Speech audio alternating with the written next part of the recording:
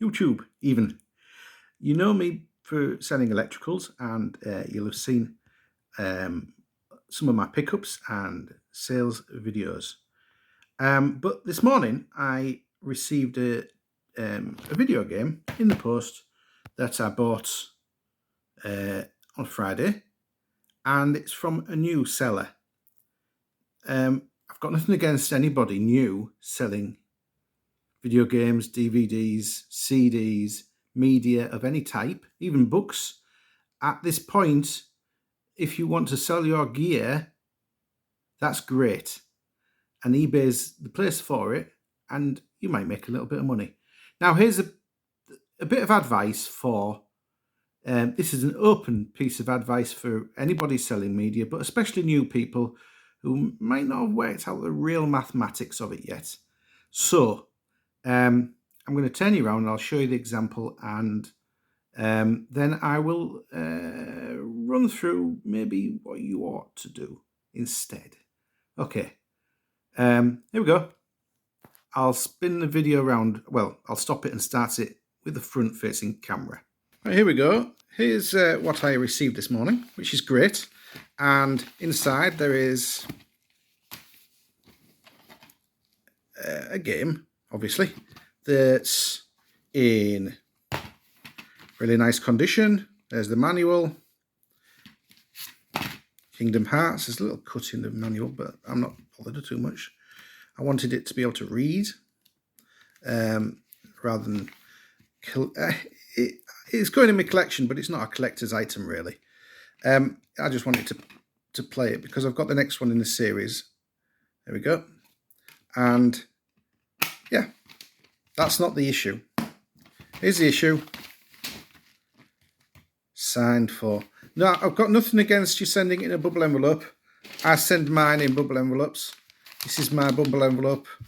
I also send them in the eBay bubble envelopes when they're cheap, but they've run out of them in the eBay store, the eBay branded store.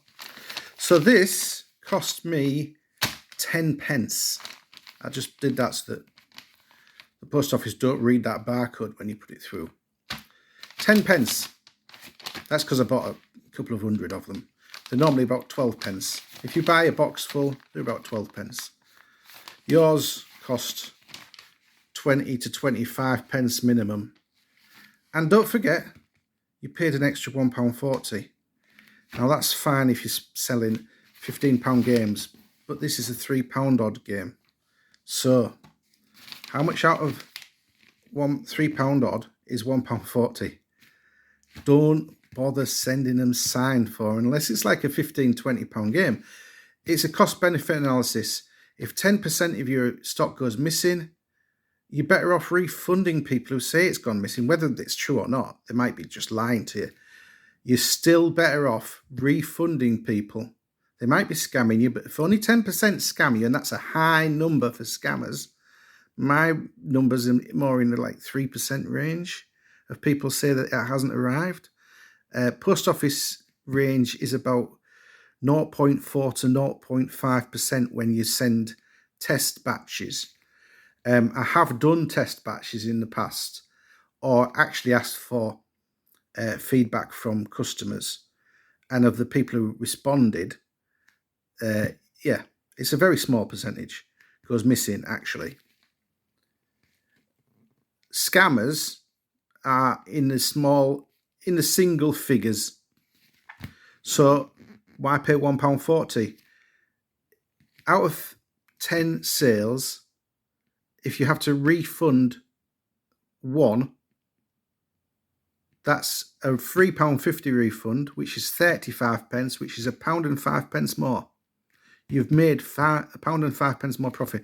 Actually, the person who sent me this has lost money because of the eBay fees. And I can see that that's fine when you're building feedback, but why not make £1 while you're at it? You know, make £1 when you make the sale. Don't give it to the post office.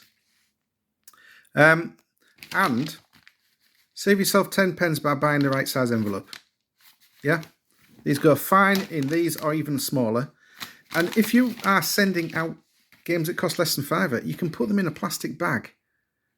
Yeah, wrap the plastic bag around it for the protection. maybe 2 layers. And then I'm not talking about a Tesco bag. I'm talking about the proper plastic bags you buy to send things out in. 3p instead of 12p.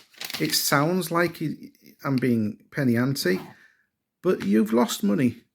And there's no need. You could have made £1.50 on this sale, but you've lost £1.40 there and 15p on the envelope.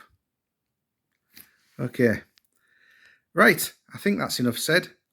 What I'm saying is, even if you're just building feedback, the person I bought it from is building a nice bit of feedback. You can list, say, 500 video games, 500 pieces of DVD or something like that to build up some feedback when you're new to the business, and sell 200 of them in a month at the prices that I bought this at, and 200 different 12p is saved, or 200 £1.40 saved. It's a big chunk towards your electric bill. You know what I'm saying? And yes, you can make that sort of money on, well, not necessarily on DVD, average run-of-the-mill DVDs anymore. You certainly can on video games. Over a month, over 100 sales. If you've got maybe 500 or 600 listed, get on with it. But certainly try to make some money while you're at it.